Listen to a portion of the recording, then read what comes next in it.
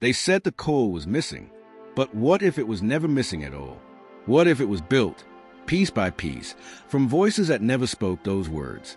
Tonight, we follow the trail into the Hollow's full transmission and the evidence they never meant to leave behind.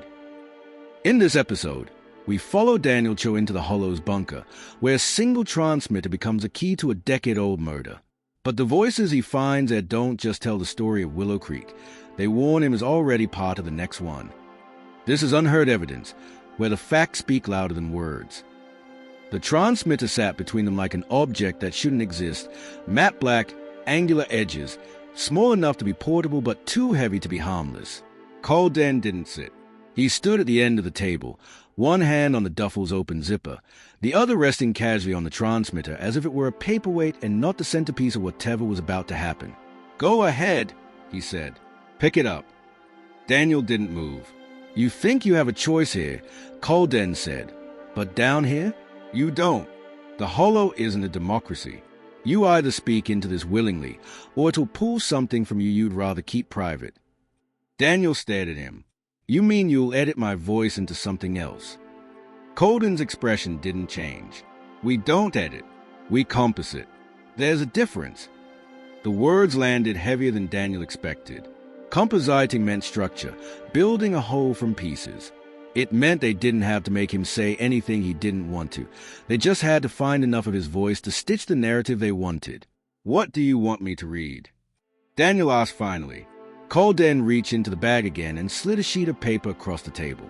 It was creased, smudged in the corners like it had been handled too many times. At the top, in block letters, Case File 47A, Deposition, D. Cho. Daniel's eyes skimmed the first few lines. "On the night of October 16th, 2009, I, Daniel Cho, arrive at Willow Creek Maintenance Area 4 at approximately 21:40 hours. I witnessed Morgan Ashe in possession of restricted transmission equipment in violation of county code." Daniel stopped reading. "This is a confession." "It's a statement," Colden corrected. "You can call it whatever you want. What matters is a voice print. Once it's cataloged, it can be applied to the archive. Your voice becomes part of the official record. No one cares about the paper. They care about the sound." Daniel shoved the sheet back toward him. "I'm not doing it." Colden didn't even look down. "You already are." Daniel frowned. Colden tapped the transmitter lightly. "It's been live since I opened the bag. Everything you've said since you walked in is already in the system. The only question now is whether you leave your print with the words we want, or with the ones we choose from the last 10 minutes. Daniel felt the walls shift, not physically, but in the weight of the room. He glanced at the corners, half expecting to see cameras. But there was nothing. That didn't matter. The MIC didn't need a camera. "You're bluffing," Daniel said. Colden leaned in. "Then walk away from the table. See how quickly you start hearing yourself say things you never said." Daniel's mind was already racing. How they would do it, not if they could. In the Winters case, the missing 911 call had always been the most suspicious detail. Now, standing here, he wondered if that call had ever been missing at all, or if it had been manufactured the same way they were trying to manufacture his statement now. He picked up the paper again, his eyes catching on the second paragraph. Ashe indicated the equipment had been in use prior to my arrival, and that the Hollow was one of multiple sites used to conduct live transmission tests linked to the Willow Creek incident. I witnessed a transfer of an audio file matching the voice print of Camille Price.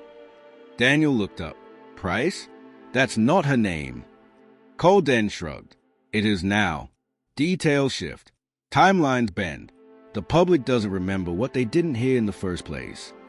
The way he said it made Daniel's skin crawl. This wasn't about hiding evidence. It was about building it from the ground up, replacing the real with something cleaner, easier to control. "You said Morgan Ashe was part of this," Daniel said. "Where is he now?" Colden's eyes stayed locked on him. "He finished his part. That's all you need to know." "That's not an answer. It's the only one you get." Above them, faintly, came the muffled sound of boots shifting on clay. Daniel knew someone was guarding the hatch, probably Leah. She'd made her loyalties clear at the Hollow's rim. "Tell me what this has to do with Willow Creek," Daniel said, his voice low but steady. Colden stepped around the table, his boots scraping the concrete floor. Everything. The hollow wasn't the first test site. Willow Creek was. The tower there wasn't just a relay for dispatch. It was a repeater for preloaded transmissions. The 911 call you've been chasing. He shook his head. It didn't come from where you think it did. Daniel's chest tightened. You're saying it was planted. I'm saying it was placed. Colden stopped a foot from him. You think it's a coincidence the repeater logs for that night are gone? You think Camille stumbled onto something new? She was replaying an old track. Daniel remembered the first time Camille had brought him the tower theory, her insistence that the Winters case had a second layer no one wanted to touch. She'd been animated, sharp, certain. Now he wondered if she'd been working with pieces they'd wanted her to see all along. What happened to Ashe? Daniel asked again. Colden reached into his jacket pocket and tossed something onto the table. It landed with a metallic clink. Daniel stared. It was another badge, WCMA, 2009, Unit 4, identical to the one in his pocket. But this one was scorched, the nameplate blackened. They keep one for the records, Colden said, and one for the ground. Daniel's stomach turned. You buried him. Colden didn't blink. We close his part. The transmitter emitted a faint tone, not loud, but insistent, like a reminder. Colden picked it up, clipped the headset to the side, and held it out. Last chance. Cho, read it, or they'll build you anyway. Daniel looked at the paper again, then at the duffel, then at the steel door behind Colden. There was no telling if it was locked from the outside. He took the headset. Colden smiled faintly. Smart choice. Daniel slipped it over his ear. The padding was warm, as if someone else had worn it seconds before. Go ahead, Colden said. From the top. Daniel began to read. His voice sounded strange in his own head, not because of the words, but because of the awareness that every syllable was being captured, filed, and indexed. He kept his tone flat, trying to leave no inflection they could use to twist meaning. But halfway through the second paragraph, the headset crackled. Daniel. It was Camille again, clear, urgent. They are feeding you a line. Look under the table leg. Daniel hesitated mid-sentence. Colden raised an eyebrow. Problem. Daniel forced himself to keep reading until Colden looked down at the paper. In that fraction of a second, he shifted his boot, feeling for the table leg nearest him.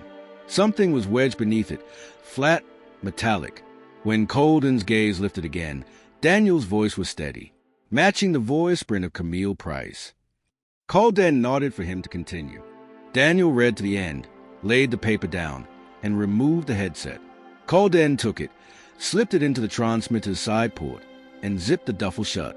See, Colden said. No harm done. Daniel didn't answer. His mind was locked on the weight beneath the table leg. Minutes later, Colden led him to the ladder. The hatch opened above, sunlight knifing into the corridor. Leah's silhouette was there, blocking most of it. Your part's done, Colden said. Daniel climbed. Leah stepped back just enough for him to emerge. The air outside felt wrong. Too open, too bright after the bunker's stale confinement.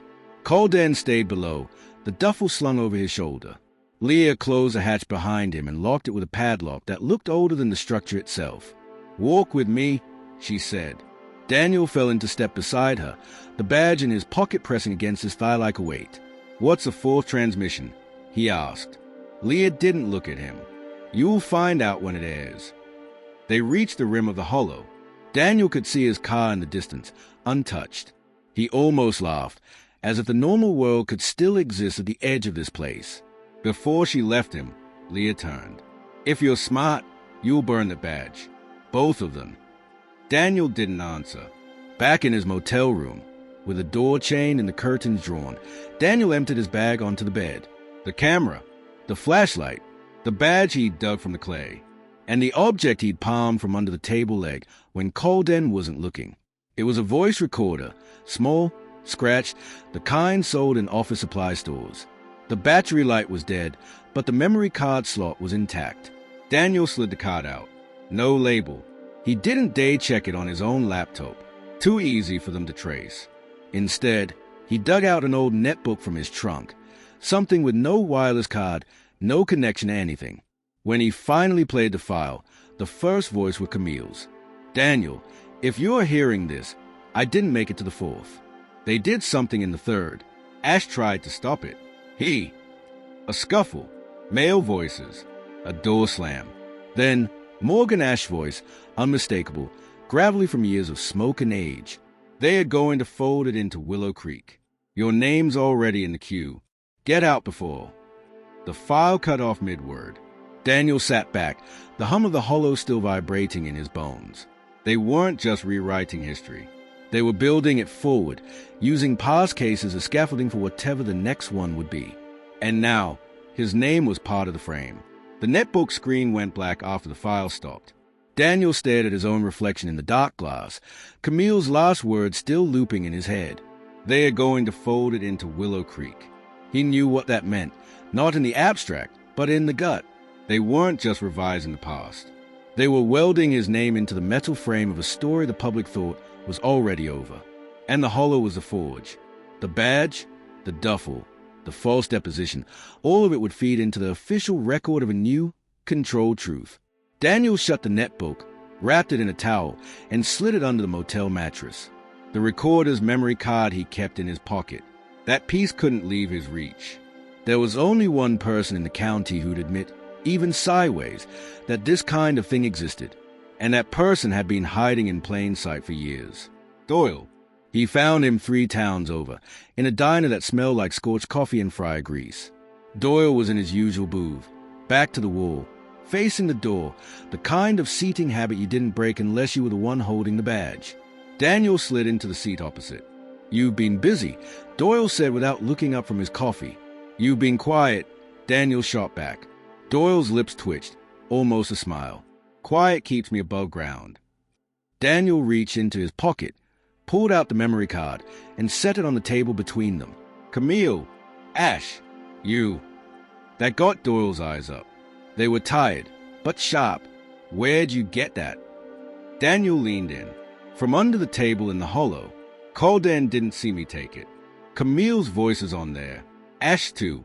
You want to tell me why they are both talking about Willow Creek 10 years after the fact?" Doyle's jaw flexed. He reached for the card, but Daniel's hand covered it first. "Not until you tell me why the hollow exists at all." The diner's clatter faded under the weight of the pause between them. Doyle took a long sip of coffee before speaking. "You ever hear the term frozen trail?" he asked. Daniel nodded slowly. "Means a case didn't go cold on its own. Someone made it stop moving." "Right," Doyle said. "Now imagine you could freeze a trail in real time, not just stop an investigation, but rewrite its foundation while it was still happening. That's what Willow Creek was.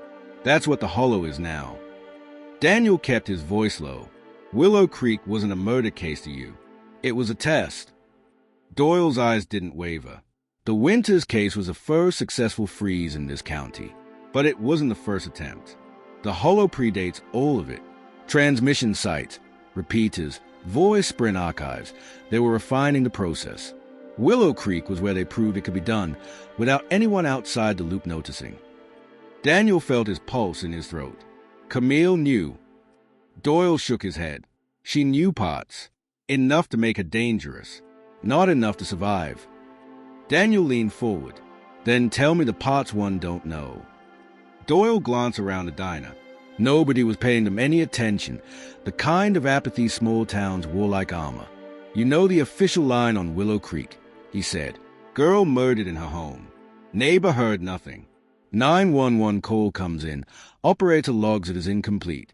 By the time deputies arrive, the trail's already broken." "That's a public story," Daniel said. "Exactly.